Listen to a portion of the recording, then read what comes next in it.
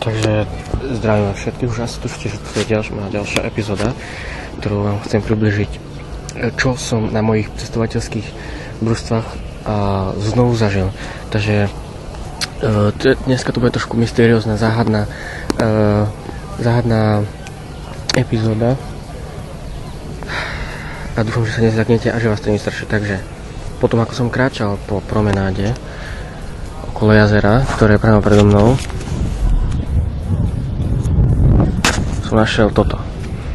Loď. Vidíte?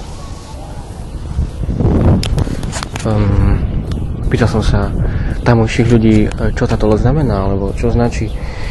Sami nevedeli mi povedať, pretože sa báli, vraj tu straší.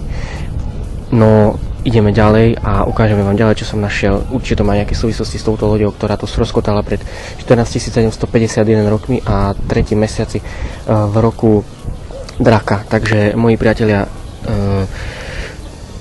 je to naozaj napínavé. Z nej vyteká nejaká modrá tekutina? Nie, tak to je nebezpečné. Takže približil som sa k ďalšej časti dnešnej epizódy, ktorú som nazval záhadnou.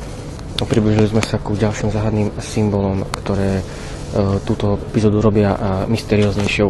Takže pozrite sa. Sami vidíte, čo všetko tu vidíme, čo všetko tu je. Takže pozrite na týchto niečo si tu podávajú.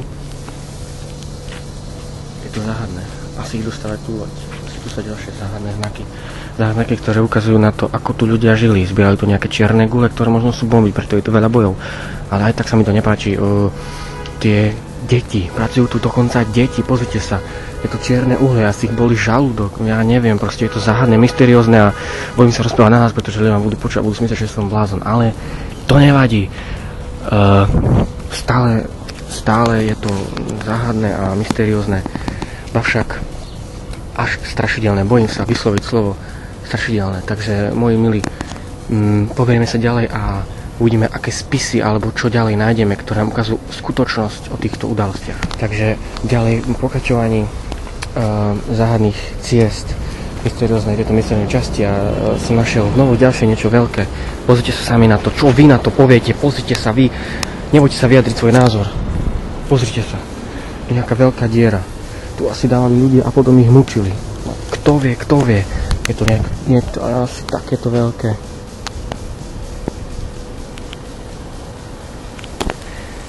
Nemám na to názor, proste, bojím sa a musím si sadnúť. Takže, moji milí, táto veľká diera, ktorá je za mnou, je ešte strašnejšia ako to, čo ste to teraz videli.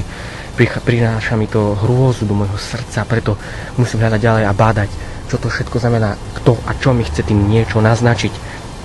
Takže ideme ďalej v bádaní a nebojte sa ani vy, pretože táto časť je naozaj niečo ako XXX. Takže pozrite, znovu som našiel nejaké už konkrétne nápisy, ktoré nám možno povedia bližšie, čo to znamená. Poďme čítať. BA plus LA, SA plus OB. Samozrejme musím čítať od zadu, pretože takto to oni čítajú. Šípka srdce, nejaké šípka. Čiarka, šípka, naopak, nerozumiem. V, O, L. Fú, tak to už fakt neviem, nečuším, čo to znamená. Ešte viac sme zamotaní, ale možno nás to bližšie dostane k vyriešeniu našich záhad. Ideme ďalej. Takže, dámy a páni, som sa k vrcholu dnešnej relácie. Našiel som to, čo sme hľadali. Našiel som spis, ktorý všetko nám povie. Pozrite sa vy sami. Vidíte ho? Je tu všetko napísané. Písmeno po písmene. Všetko tu nájdeme. Všetko tu nájdete. Aj s veľkou rybou. Môj zlatý, určite v tom spise je napísané každá vec, každá veta. Každá súvislá veta, ktorá hovorí o pravde. O tom, ako sa to všetko stalo. Kto to zrobil a prečo. A čie to je. Takže na to sa ďalej opýtame tej najkompetentnejšej osoby. A to bude práve on. Takže hlasím sa o mikrofónu. Takže ideme sa opýtať kompetentnej osoby o tom, čo ona hovorí na tieto udalosti, na tieto mysteriózne veci, na ten posledný spis, ktorý sme mohli vidieť, či je naozaj pravdivý. Takže, pán Robin, čo si vy o tom myslíte? Ak by aj tento spis bol pravdivý, tak sú v ňom informácie, ktoré mňa ako osobu žiadnym spôsobom politicky nediskvalifikovali a ľudia to vedia. Áno, jasne, ako všetci všetko vedia. Tak povedz, buď tak múdry a povedz nám, kedy si ty naposledy bol v Izraeli. Lebo toto nám ako si vlastne ušlo a vidím, že odbočíš znovu ako vždy od témy si šikulka. Všetci viete, že v rokoch 2005-2006... Takže ďakujem, Ficko. Boli to roky 2005-2006 pre divákov, ktorí to možno nepočuli. Naozaj táto odpoveď, ktorú si nám dal, bola nenormálne vyčerpávajúca. Tak prosím ťa, buď múdry a povedz, koho sa tieto spisy, ktoré som ukázal v obrazovkách tu v Izraeli, týkajú. Ja som včera pozorne pozeral tlačovú konferenciu pána Dzurindu, ktorý povedal, citujem ho, toto je moja kauza, povedal pán Dzurinda o kauze, o ktorej sa teraz bavíme. A on má tendenciu vysvetľovať. Takže Miky, znovu Miky. Ako ty vieš naozaj ty si šikulka v odbočovaní od tém.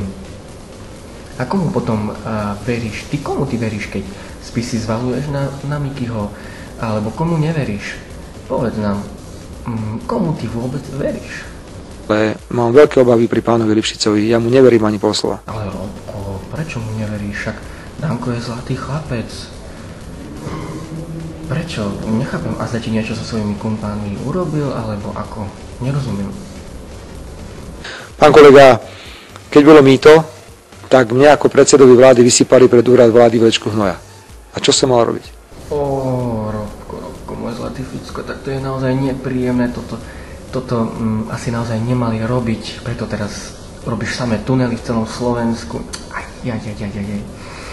A tak čo si mal s tým robiť? Zobrať sa mal dať do zahradky svojej, alebo vieš, koľko Slovákov by sa taký hnoj dalo, vieš, koľko dnes stojí, a jasne, pre teba to není nič hrozné, ale tak, Robko, musíš vedieť, vieš, koľko Slovákov by za to dalo život.